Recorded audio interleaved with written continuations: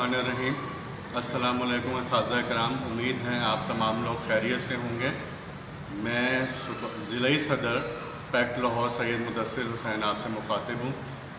बहुत सारे असातिज़ा किराम वक्फ़तन मुझसे मुख्तलिफ़ प्लेटफॉर्म पर जब डिस्कस करते हैं तो बजट के हवाले से आजकल जो बर्निंग क्वेश्चन चल रहा है कि इनिशियल बेसिक के ऊपर जो है इजाफ़ा करने के बजाय सूबाई गवर्नमेंट ने जो आपकी नोटिफिकेशन अभी किया है उसमें रनिंग बेसिक जो इनिशियल रनिंग बेसिक है उसके ऊपर जो है वो इन्होंने कट लगा के इनिशियल रनिंग बेसिक के ऊपर इजाफ़ा कर दिया 30%। आज हम इस हवाले से भी डिस्कस करेंगे, लेकिन सबसे पहले मैं आपको तारुफ़ करवाता चलूँ। मेरे साथ ही बैठे हैं सूबाई सदर पैक्ट पंजाब टीचर यूनियन व अकीगा पंजाब जनाब काशिफ सजाद चौधरी साहब।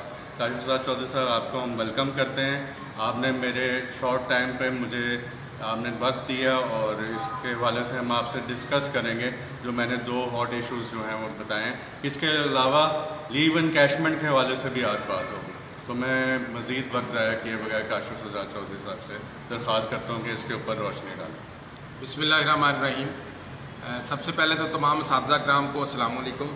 दूसरी बात ये है कि मैं कोशिश करता हूँ जल्दी से जल्दी जो है इन तीनों बातों के ऊपर डिस्कस कर सकूँ।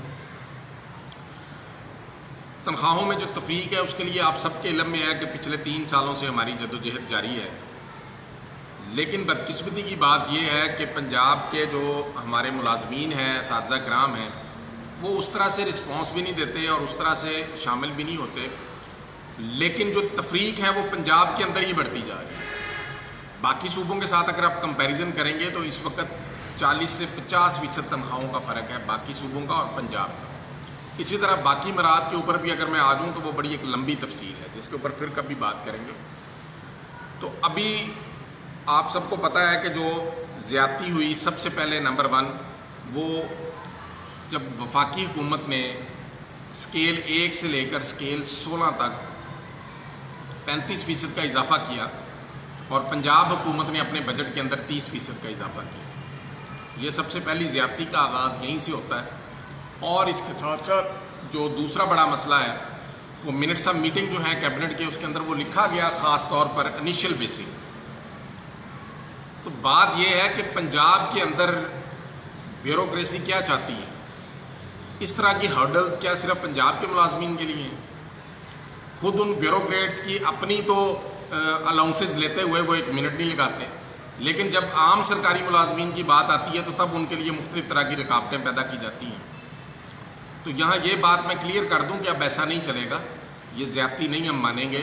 और इंशाअल्लाह हम इस सिलसिले में ईद के फ़ौरन बाद जो है वो हमने एक डेट जो रखी है टेंटेटिव, वो 11 जुलाई की, हम वज़ीर आला के दफ्तर के बाहर जो है वो धरना देंगे और धरना इंशाअल्लाह जारी रहेगा और पूरे पंजाब से असातिज़ा किराम और दीगर सरकारी मुलाजमीन उसमें शामिल होंगे। कल मैं देख रहा था कि एक लीडर साहब की वीडियो कुछ चल रही थी और उसके अंदर वो बता रहे थे कि इनिशियल बेसिक और जो है उसके ऊपर तनख्वाह बढ़ने से और रनिंग बेसिक पे बढ़ने से कोई ज़्यादा ख़ास फ़र्क नहीं पड़ता। तो उनसे भी मेरी गुजारिश है कि अपनी इस्लाह कर लें और बाकी तमाम जो लोग हैं उनकी जो है वो इल्म के लिए और उनके नॉलेज के लिए इसके अंदर मैं थोड़ा सा कंपैरिजन भी इसका कर दूंगा साथ ही। नंबर 1 हमारा मुतालबा क्लियर कट है कि स्केल 1 से 16 तक 35% इजाफा ही लिया जाएगा और वो रनिंग बेसिक पे लिया जाएगा।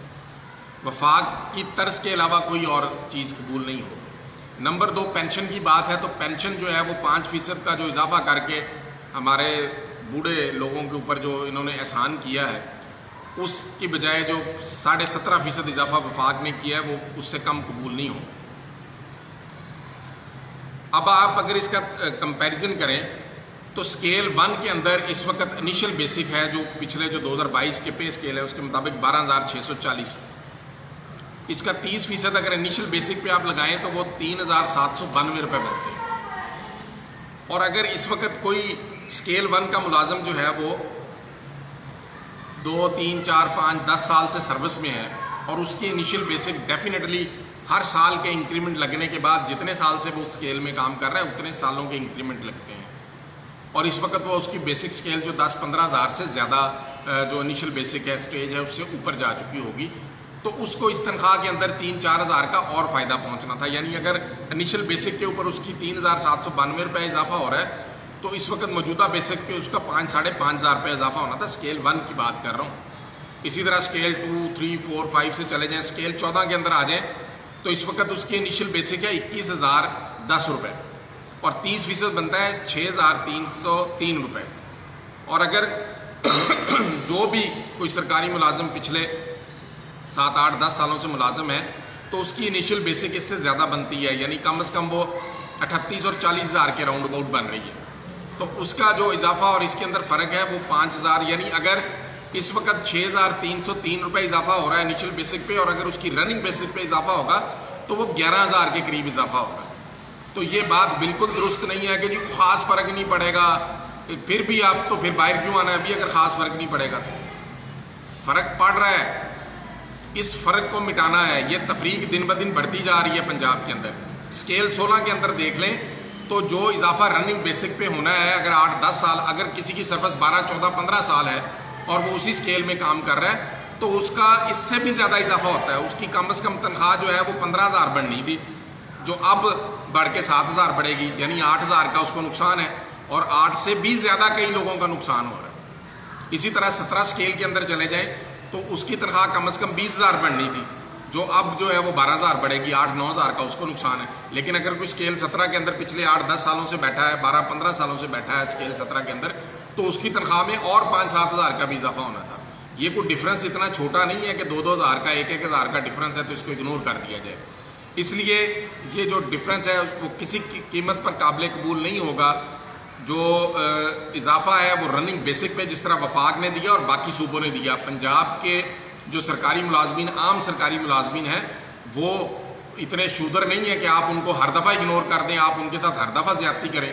اپنے لاڈلے محکموں کو اپنے لیے آپ نے مراد کا اعلان کرنا ہے تو آپ دن سے رات نہیں لگاتے, اس کے لیے بجٹ بھی ہوتا ہے, سب کچھ ہوتا ہے. الاؤنسز دینے ہیں اپنے جو قریبی محکموں کو تو اس میں بھی آپ دن سے رات نہیں لگاتے اور ان کو آپ الاؤنسز اور 2-2, 3-3 تنخواہیں سالانہ بنیاد کے اوپر سب کچھ ان کو دیتے ہیں. تو عام سرکاری ملازمین کی دفعہ کیا اس کے اندر ایسا مسئلہ آ جاتا ہے کہ جو بالکل ہی جو ہے آپ اس کے اندر زیادتی کرتے ہیں.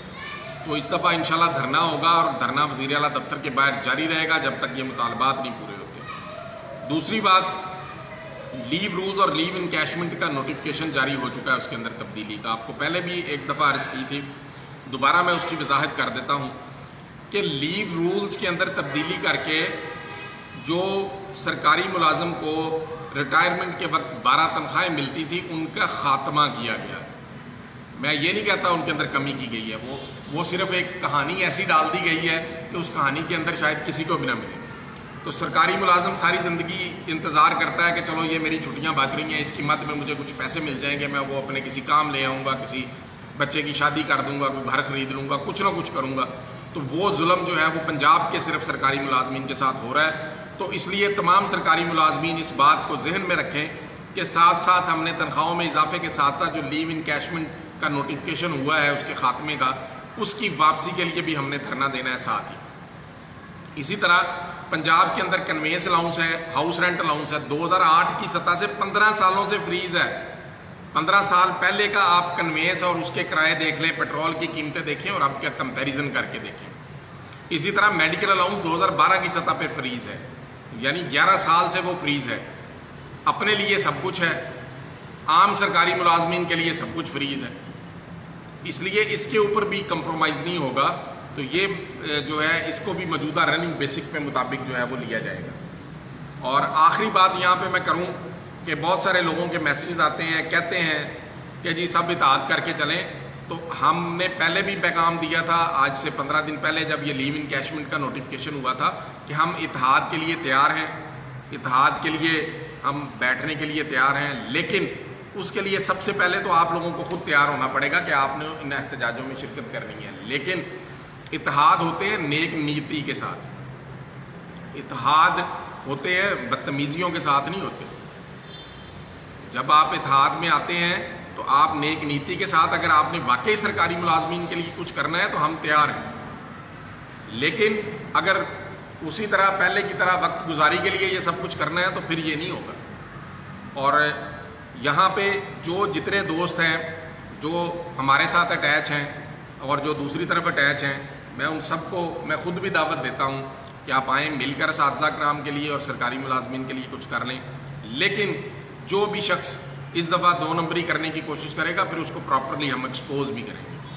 بیٹھیں، کھلے دل کے ساتھ بیٹھیں، اور اپنی جو لیڈرشپ ہے اس کو بعد میں بھی کسی وقت چمکایا جا سکتا ہے. اس وقت پنجاب کے ملازمین کے ساتھ سراسر زیادتی ہو رہی ہے، تو اس زیادتی کو، ان ہاتھوں کو روکنے کے لیے جو یہ زیادتی کر رہے ہیں، اس کو کام کیا جائے. اور انشاءاللہ ہم نے جو ٹینٹیٹیو ڈیٹ دی ہے اور اس ڈیٹ کے لیے بھرپور میرے تمام اضلاع کے صدور سے گزارش ہے، پنجاب ٹیچر یونین کاشف چودھری کے پلیٹ فارم سے بھی اور Punjab government school association of computer teacher packet کے پلیٹ فارم سے بھی، کہ آپ بھرپور تیاری کریں. تمام اضلاع کے صدور اس میں تیاری کریں اور تمام اساتذہ تک، تمام سرکاری ملازمین تک یہ پیغام پہنچائیں.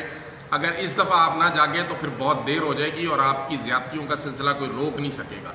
تو اس دفعہ ان تمام معاملات کے حصول کے لیے آپ نے لاہور پہنچنا ہے، اور انشاءاللہ وزیر اعلیٰ کے دفتر کے سامنے دھرنا دیں گے، اور وہ دھرنا تب تک جاری رہے گا تب تک یہ تمام کے تمام مطالبات جو ہیں وہ تسلیم نہیں ہوتے.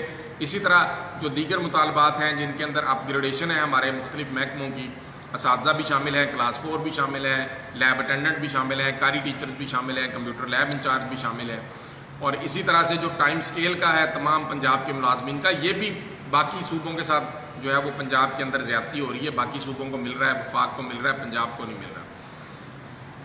اس لیے آخر میں دوبارہ یہی پیغام ہے کہ بھرپور تیاری کریں، اور انشاءاللہ اس دفعہ ہمیں پنجاب کے ملازمین کو بتانا پڑے گا کہ اگر آپ باز نہ آئے تو پھر ہم اسی طرح آپ کے ہاتھ روکیں گے جو ہمارے ساتھ زیادتی کرتے ہیں. بہت شکریہ. اللہ تعالیٰ آپ سب کو کامیابی عطا فرمائے.